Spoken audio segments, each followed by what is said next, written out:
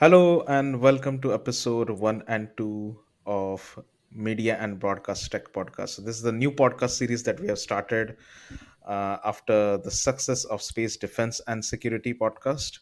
And for sure, anything and everything that is related to the space or satellite related stuff that is in the media and broadcast tech will also be displayed or republished in the Space and Defense Security podcast.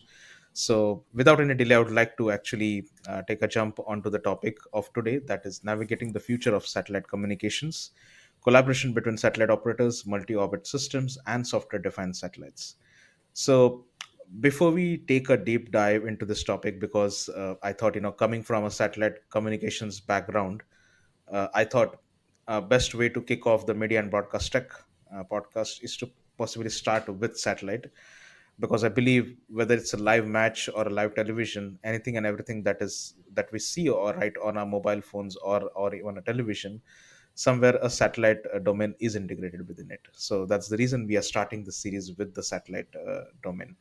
So I would like to welcome on board today's speaker, Joe Delo. Hi, Joe. Welcome to the podcast. Hi, Omkar. Thank you for inviting me. Absolutely. Thank you very much, Joe, for your wonderful time. And I believe we recently met at IBC as well. And it has been great to see all the developments in overall, not only satellite communications, but even the broadcasting technology side as well. And before we proceed, because, this is the first episode that we are recording with you. And of course, it will be also republished with our Space Defense and Security podcast too. Can you briefly first tell us about yourself, like your journey into the industry, and how did you end up doing what you're doing at the moment? I believe it's almost more than a decade now you're spearheading in this company, this position, and how basically it started, and what you have seen about the industry over the years. Yes, so maybe I'll start there. So I'm Loor. I'm VP Market Development at ST Engineering iDirect. So I've quite a while in the industry. So I've been with the company since 1996. So I've done multiple roles over time, from field work to product management, system engineering. But as you were saying, the last years mostly focused on the business development side, on the market development side. And that's what I'm doing today. So today I'm focused on market development for new satellite programs and constellations. So that's my main role. And maybe just for people who are not familiar with ST Engineering iDirect, so we are a ground segment provider, right? So we provide the technology on the ground, the baseband, the modems, the hub systems, the VSAT systems as well, to provide satellite communications. So in 2019, iDirect and Newtec came together. So Newtec, also a famous name in the broadcast industry as well, from our DTH modulator product line, which is serving about 3 billion people in the world, coming back to your earlier point. So about 3 billion people are watching television through our technology as well, based on that. So I'm focused now a lot on new satellite programs and NGSO constellations, and happy to talk about that later as well. Absolutely. Yeah, I think that's quite interesting. I would say the journey that you had, and I think we are going to dissect each and every possibly, as much as we can accommodate in this first two episodes. Most of the critical elements of both the communications, broadcasting technology, and especially the products that ST Engineering iDirect has as well to complement these technologies. So, coming to the actual meat of the episode, how are satellite operators collaborating to address the growing demand for connectivity across various sectors? It can be broadcasting, mobility, government, defense. So, from your perspective, how are these demands being addressed in this day and age where challenges are also kind of evolving it with low Earth orbit too? Yeah, absolutely. A lot of change happening Yeah. in our industry these days on the different markets. So because of that, right, we have a changing market. We also have a growing market. So that's good. So what we see happening is to address the needs in broadcasting, mobility, governments, fixed data as well. We see satellite operators more and more collaborating as well, right? They are more and more forming in alliances together, sharing new satellites, sharing constellations as well. So then they can pool their resources, they can reduce their cost, they can increase coverages as well, which is easier to do through partnerships than just to do their own investments, right? Because satellite industry and space is very capital intensive, right? So these collaborations in the end enhance connectivity service across the different market sectors. So that's the key objective. And so satellite operator service providers more and more collaborating. So then there's, of course, the new element as well, right? It's integrating geo orbits as well as with NGSO orbits like LEO and MEO, right? Because that Yeah. allows them to form these multi-orbit services which are enabling seamless global connectivity Yeah. as well, certainly to serve markets which do have the benefit as well of high demand, but also need high flexibility, like maritime and aviation as well, right? So multi-orbit services, bringing value to the customer, latency Yeah. as well is enabled to that. And then last but not least, right, because we are always talking about the satellite industry, but as we know, the biggest industry is, of course, the terrestrial networks and the terrestrial connectivity. But key for satellite is to have a better integration into terrestrial networks, right? Absolutely. So having integration into 5G networks, combining cloud integration, so that even allows to go further. And if we talk about multi-orbit, we always talk about from a satellite perspective on geo and MEO and Yes. LEO. And then I say there's always orbit zero, terrestrial, right? And that's Yes. also a focus. So this convergence is aligning with our efforts at ST Engineering iDirect to bring together satellite and terrestrial, right, to bridge those gaps and make connectivity accessible in remote areas. That's all what we are Yes. targeting our efforts on. Interesting. And I mean, you mentioned about how ST engineering is also targeting and trying to push up these efforts too. So, from your perspective, the company is at the forefront of new era of demands. So, can you tell us what solutions ST engineering iDirect is developing or has rolled out in the market to meet the new commercial market demands, especially as we saw in IBC Amsterdam about Intuition platform. So Yeah. please feel free to mention about that as well, and any other Mhm. products that have already launched and are in the market which are making basically a difference in the way the operations are being carried out in the broadcasting and communication segment. Yeah, absolutely. So it's one of our drivers is, of course, to provide our customers with solutions so they can expand their business.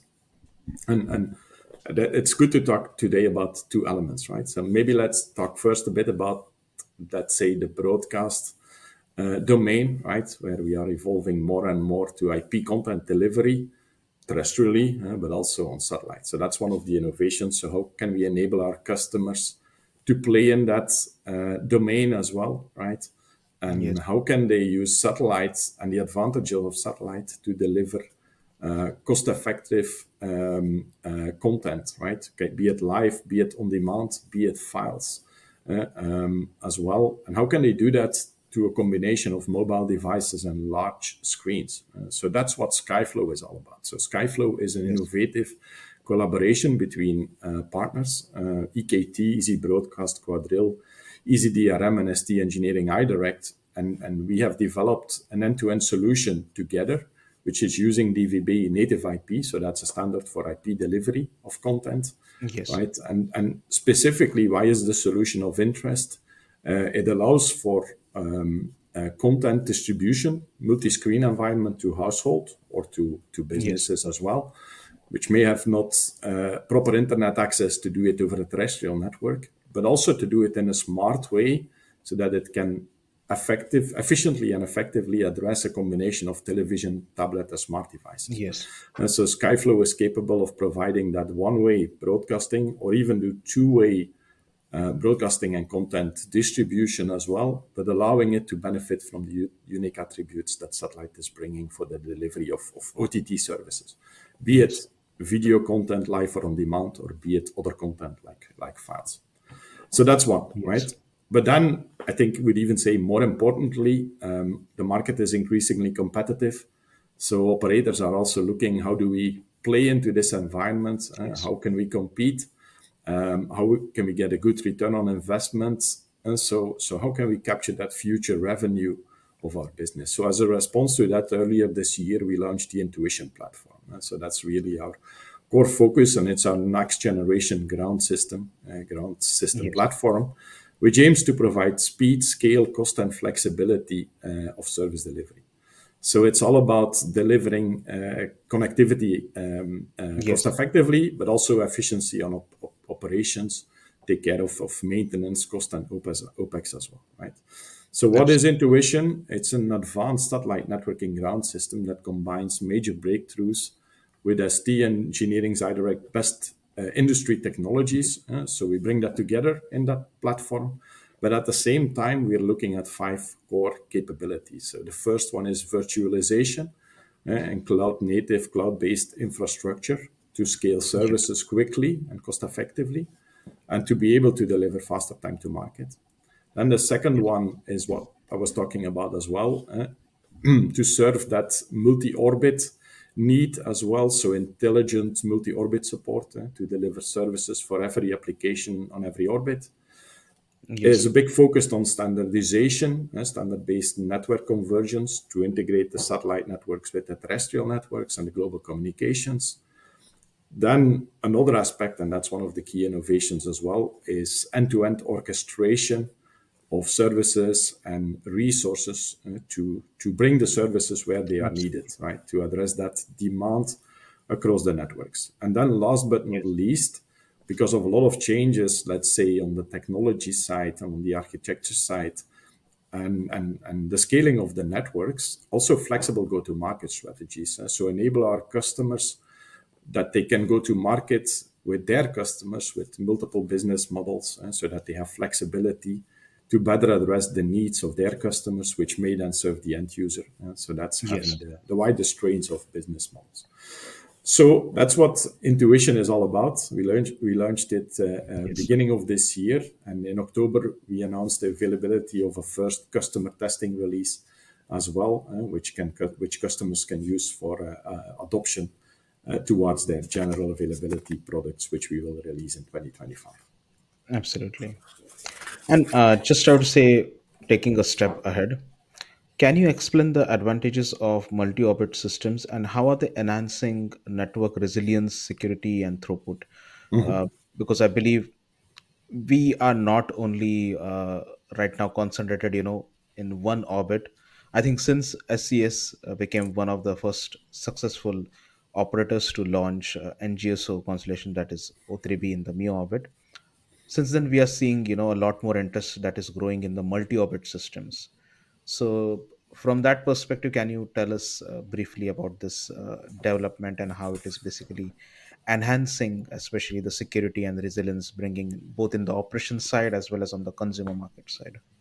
Yeah, no, that's because we talk about the orbits and which orbit to Yeah. use, right? But then specifically, if you look into multi-orbits as well, combining different orbits, like a GEO plus a MEO or a LEO, it allows you to enhance the coverage on one side, but also allows you to increase the resilience and the redundancy as well, because you have more options to connect, right? If one is not available for whatever reason, then you have the option to send the traffic to the other one and vice versa, right? So it's providing coverage, it's providing a huge amount of redundancy and resiliency as well, to keep Yes. serving your customers. Secondly, also by combining NGSO, you also have a better offering for low latency sensitive applications, right? So the GEO can Yes. serve the high throughput data rate, but at the same time, latency sensitive applications can take advantage of that LEO or MEO orbit.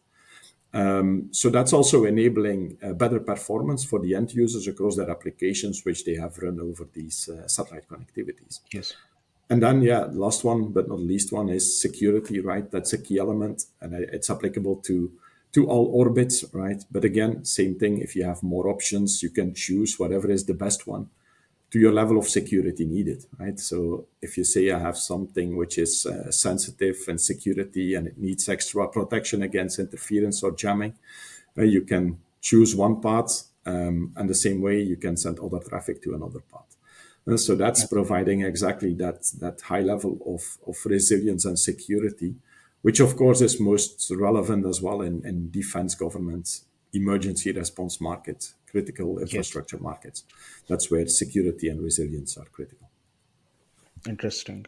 And I would say from the evolution of the upstream market, with on the satellite side, I would say, what role do software defined satellites play in enabling more flexible and responsive service delivery in the satellite communication industry? Because I believe the software defined satellites have been game changer.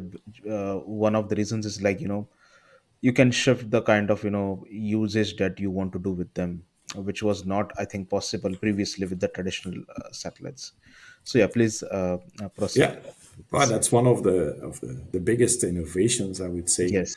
in space happening today. There's a couple of things happening, right? There's NGSO happening, there's inter-satellite links in the NGSOs, but also Yes. software-defined satellites is a real innovation. It started already with semi-flexible satellites a while ago, but now we are evolving to satellites which are 100%, let's say, software Absolutely. defined, Yeah. right? So they can be fully programmed in orbit to adjust coverage, power, frequency allocation, and this can be Yes. done in real time, right? So it's really a toolbox for operators to shift Yes. their resources where the demand is, and in the end maximize their Yes. sellable capacity, right? So it's an Absolutely. innovation happening both in geo and NGSO, and that's the good thing, Yes. right? Innovation shifts around and brings us to the Yes. next level, independent which orbit you're operating in. Absolutely. Now, what does software-defined satellites then enable you? Really, it's exactly you can just on the fly define where you allocate the bandwidth, right? So where if you have a mobility customer like aviation or maritime, you can steer the capacity and the amount of capacity to where it's needed at the right time. So if you think about it, previously with satellites, you had to make a business plan for the next 15 years. Then you Yes. had to design a satellite, define where the capacity would sit, and then you had to operate it 15 years, right? Now you have a satellite Absolutely. which you can simply program in orbit. So that's a tremendous change as well to build these more advanced services, to build these multi-orbit and hybrid Yes. networks as well. It also becomes easier to integrate services than with terrestrial because you have the flexibility to deliver that combined service in Yes. an easier way. So reducing time, reducing cost, and also to react rapidly to market changes. Now, Interesting. if you think about it, of course, we were talking about the satellite, so you have this tremendous flexible toolbox in space, which is fully software defined, Yes. let's say software programmable, but then you need a similar toolbox on the ground. So you also need a ground segment, a ground platform, which is equally flexible and scalable, and that can be addressing the services the same way as the software defined satellite. So just to give you Yes. an idea, when we talk about software-defined satellites, they are extremely flexible, right? Can make build any footprint, as a matter of speaking. Can be a wide beam for wide beam for broadcast services, and at Yeah. the same time, it can generate HTS spot beams for data services. But also, yeah, the amount of spot beams can be very high. So it can be 50, but it could be 500 as well, and it can be changed on the fly, right? Absolutely. So Yeah. you can change, start with 50, and evolve to a network of 500 spot beams. Yes. So so ground segment networks have to excel in scalability, in cost efficiency, and also enable that rapid deployment, right? Because if it takes too long to Interesting. kind of activate a new service, yeah, then also you lose the value of it. And that's exactly the focus of our Intuition ground system, where satellite operators and service providers can easily scale their Yes. services, adapt their services, and maximize their sellable capacity. So that's better for the end user, better for everybody in the value chain as Yes. well of satellite. Absolutely.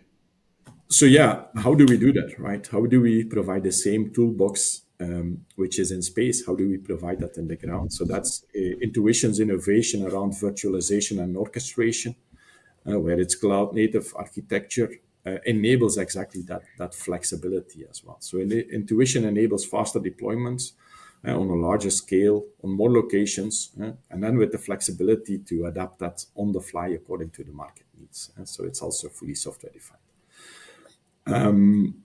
Now, then there's another part, of course. You have the ground, you have the space, but you do it together, right? And that's where the Yes. orchestration comes into play. And so in the end, it's all about service and network orchestration, and where you will, let's say, steer the resources and the services both in space on the ground as well to address the Yes. needs of the market. And that's exactly what's now driving the innovation in our industry is having that incremental capability to deliver better services, but also have more flexibility, let's say, to tune what is needed at a certain point in time.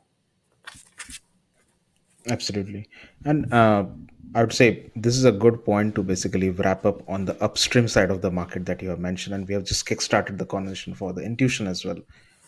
I mean, for the listeners and the people who are watching this episode on YouTube as well, I'll be adding the Intuition platform link of West Engineering iDirect just in the description section. So if you'd like to know more about the platform, you can definitely click on that link and get redirected to the West Engineering iDirect site of Intuition and read more about the solution that it is offered. Because a lot of times, people, they get confused, what exactly is the solution and how it basically looks and how what kind of benefits it brings. So for an extended, I would say, knowledge, I'll be adding the link into the description section. So with this, I think we are wrapping up with the first episode, and we'll be, of course, continuing with the second episode, where we'll be taking a deep dive more into the topics related to the communications and broadcasting. And till then, thank you very much, and see you soon in the episode 2.